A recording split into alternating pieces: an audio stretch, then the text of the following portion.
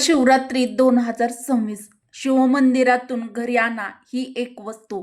7 पिढ्याचं दारिद्र्य दूर होईल. करा हा प्रभावी उपाय. ओम त्र्यंबकम यजामहे सुगंधी पुष्टी वर्धनम पूर्वारुक्मी बंधनाम मृत्युमुक्षी यमामृता. महाशिवरात्री 2026 ही 15 फेब्रुवारी वार रविवार 2026 च्या दिवशी हा महाशिवरात्री पर्वकाळ आलेला आहे. महाशिवरात्रीच्या दिवशी शिवलिंगावरून उचलून घरी आणा ही एक वस्तू. 7 पिढ्याचं दारिद्र्य दूर होईल. अखंड लक्ष्मी तुमच्या घरी वास करील. अखंड लक्ष्मी पाणी भरेल. नमस्कार मित्रांनो, श्री स्वामी समर्थ. हर हर महादेव. भगवान शिवशंभोच्या कृपेने आजचा दिवस तुम्हाला खूप छान सुखाचा आनंदाचा जावो हीच त्या शिवशंकराच्या चरणी प्रार्थना करून मित्रांनो, आजच्या या नवीन व्हिडिओला आपण सुरुवात करूया. व्हिडिओमध्ये पुढे जाण्याआधी व्हिडिओला एक लाईक करून आपल्या चॅनलला मराठी रोहिणी किचनला सबस्क्राईब जरूर करा. महाशिवरात्री 2026 15 फेब्रुवारीला संध्याकाळपासून आणि 16 फेब्रुवारी सकाळपर्यंत साजरी केली जाते. पौराणिक शास्त्रानुसार माघ महिन्यातील कृष्ण पक्षातील चतुर्दशी तिथीला एक महान पर्वकाळ येतो, त्यालाच महाशिवरात्री असं म्हणतात.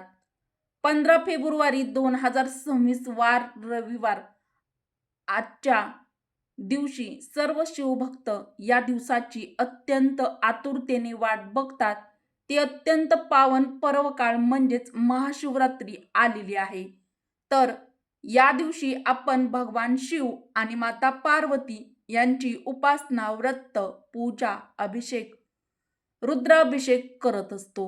महाशिवरात्रीच्या पर्व काळामध्ये माता पार्वती आणि भगवान शिव यांचे कृपाशीर्वाद, कृपादृष्टी आपल्यावरती राहावी, आपल्यावरती वर्षभर टिकावी यासाठी आपण वर्षातून एकदाच येणारी हा महाशिवरात्रीचा पर्व काळ पावन काळामध्ये भगवान शिवशंभो आणि माता पार्वती यांची पूजा अर्चना, व्रत आणि महाशिवरात्रीचा हा पवित्र उपवास करत असतो.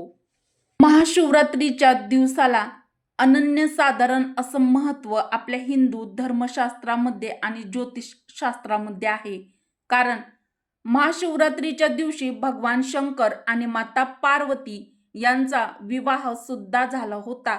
त्यामुळे ही तिथी खूप महत्त्वाची आहे असं आपल्या हिंदू धर्मामध्ये मान्यता आहे आणि आपले श्रद्धा देखील आहे. तर महाशिवरात्रीच्या या पावन पर्व काळामध्ये आपल्याला शिवमंदिरातून शिवलिंगावरून ही एक वस्तू उचलून घरी घेऊन यायची आहे. तर मित्रांनो, ती कोणती वस्तू आहे जी आपल्याला घरी आणायची आहे आणि घरी आणल्यानंतर या वस्तूचं नेमकं करायचंय काय? तर ही वस्तू आणल्यानंतर नेमकं काय करायचंय हे सविस्तर आज आपण बघणार आहोत आणि कोणता हा प्रभावी उपाय करायचा आहे हे आजच्या व्हिडिओमध्ये आपण जाणून घेणार आहोत. त्यामुळे मित्रांनो, व्हिडिओ शेवटपर्यंत नक्की बघा. व्हिडिओला एक लाईक करा व मराठी रोहिणी किचन आपल्या चॅनलला सबस्क्राईब देखील तुम्ही आणखीन पण केलं नसेल तर नक्की करा. बेल आयकॉन प्रेस करा म्हणजे नवीन व्हिडिओचं नोटिफिकेशन सर्वात आधी तुम्हाला मिळेल.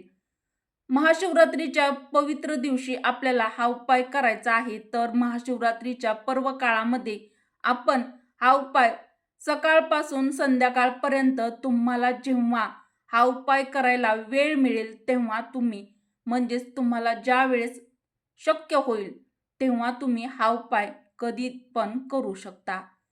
जर महाशिवरात्रीच्या दिवशी तुम्ही हा उपाय केला तर तुमच्या जीवनातील सर्व दुःख, दारिद्र्य, अडथळे, अडचणी आणि पैशासंबंधी काही समस्या असतील तर त्या दूर होतील.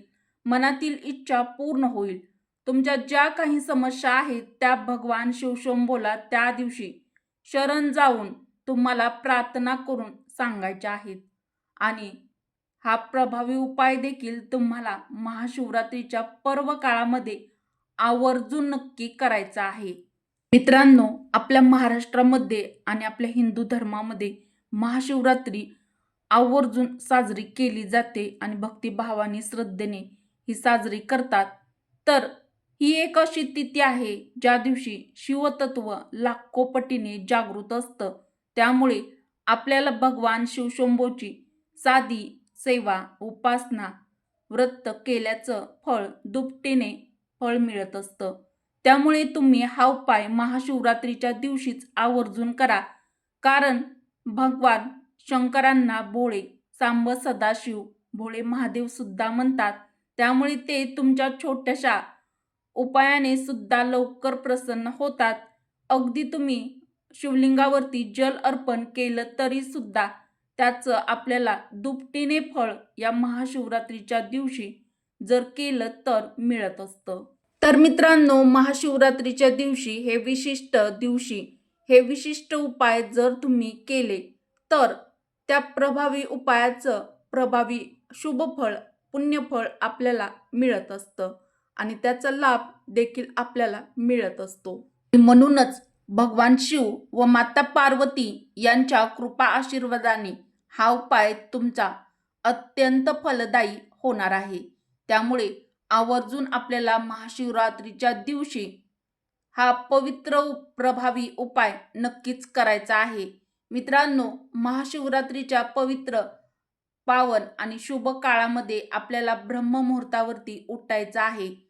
आपली सकाळची सर्व कामे उरकून घ्यायची आहेत आणि त्यानंतर आपल्याला आंघोळ करायची आहे. तर आपल्याला स्वच्छ पाण्याने आंघोळ करून घ्यायची आहे आणि त्यानंतर मित्रांनो, स्वच्छ कपडे देखील आपल्याला परिधान करायचे आहेत. तर कपडे परिधान करताना कपडे हे पांढरे असावे, पांढरेच कपडे परिधान करा. नंतर आपल्याला आपल्या देवघरातील देवांची देवपूजा करून घ्यायची आहे. आपल्या देवघरातील शिवलिंगाची सुद्धा आपल्याला पूजा करून घ्यायची आहे.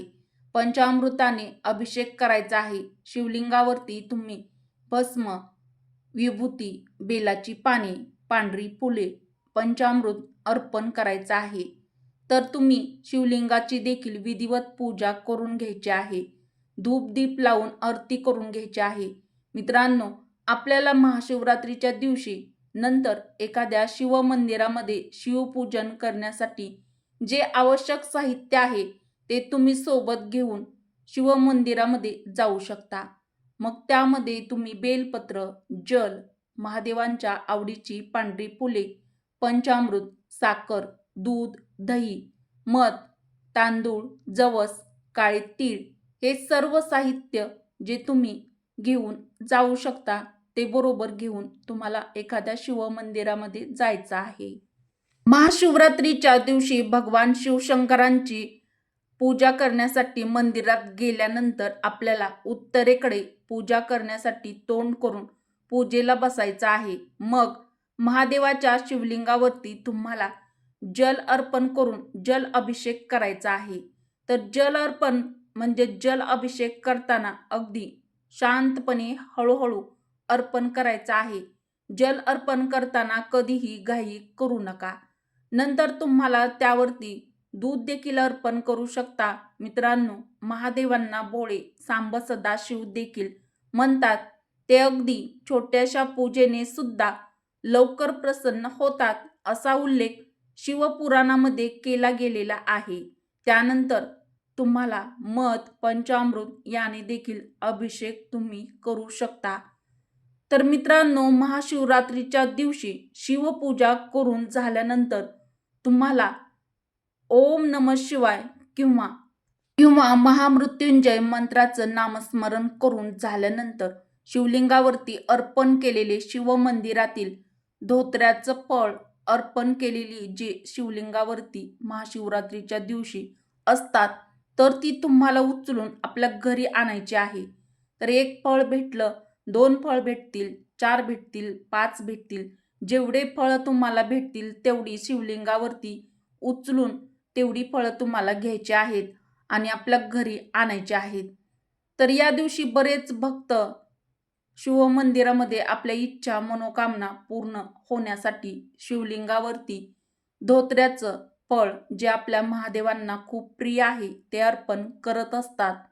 तर शिवपुराणामध्ये असं सांगितलं आहे समुद्र मंथनातून जे हलाहल नावाचं विष निघालं होतं, सृष्टीचा विनाश टाळण्यासाठी ते विष महादेवांनी प्राशन केलं. मित्रांनो, त्या विषाच्या प्रभावाने महादेवांचा कंठ देखील सुकून गेला होता आणि त्यांना प्रचंड त्रास महादेवांना होत होता. मग अशा वेळी देवतांनी महादेवांचा तो त्रास दूर करण्यासाठी त्यांना हे धोत्र्याचं फळ खाऊ घातलं होतं. त्यावेळी धोत्र्याचं फळ खाल्ल्यामुळे विष शांत झालं आणि त्रास कमी झाला आणि म्हणूनच धोत्रा फळ हे विष शमवणारा, संकट नाश करणारा, दुःख दूर करणारा आहे. त्यामुळे महाशिवरात्रीच्या दिवशी आपल्याला हा प्रभावी उपाय आवर्जून करायचा आहे, म्हणजेच धोत्र्याचं फळ उचलून आणायचं आहे. जर शिवलिंगावरती धोत्र्याचं फळ कोणी अर्पण केलेलं नसेल, म्हणजे जर तुम्हाला ते महाशिवरात्रीच्या दिवशी मिळालं नाही, तर मग अशा वेळी काय करायचं? तर अशा वेळी तुम्ही स्वतः विकत घेऊन किंवा शेतामध्ये वगैरे भेटतात, तर ते तुम्ही स्वतः आणून शिवलिंगावरती अर्पण करून पूजा करायची आहे. पूजा करून झाल्यानंतर ते फळ तुम्हाला उचलून पुन्हा आपल्या घरी घेऊन यायचं आहे. आता हे फळ घरी आणल्यानंतर तुम्हाला एका पिवळ्या रंगाचा कपडा घ्यायचा आहे आणि त्या पिवळ्या रंगाच्या कपड्यामध्ये हे आपण शिवमंदिरातून उचलून आणलेलं धोत्र्याचं पवित्र फळ त्या कपड्यामध्ये ठेवून बांधायचा आहे तो कपडा. जिथे तुम्ही तुमच्या घरातील पैसा, दागदागिने, महत्त्वाच्या वस्तू जिथे ठेवतात, म्हणजेच पैशाच्या तिजोरीमध्ये तुम्हाला हे पवित्र फळ ठेवून द्यायचं आहे. मित्रांनो, हा उपाय केल्यामुळे तुमच्या पैशासंबंधित सर्व समस्या दूर होतील. घरात पैशाची चणचण असेल किंवा कर्जाचा डोंगर वाढला असेल, तर कर्ज फिटत नसेल, तर अशा बऱ्याच समस्या असतील, तर त्या लवकरच तुमच्या हळूहळू दूर होतील. तुमच्या घरामध्ये लक्ष्मी माता वास करेल. मित्रांनो, व्हिडिओ आवडला असेल तर व्हिडिओला लाईक करा, चॅनलला सबस्क्राईब देखील मराठी रोहिणी किचनला नक्की करा. उपयुक्त व्हिडिओ तुमच्या मित्र परिवारासोबत, बहिणींसोबत जास्तीत जास्त शेअर देखील नक्की करा. व्हिडिओ शेवटपर्यंत पाहिल्याबद्दल तुम्हा सर्वांचे मनापासून धन्यवाद. श्री स्वामी समर्थ. हर हर महादेव. ओम नमः शिवाय. जय श्रीकृष्ण. जय माता लक्ष्मी. धन्यवाद.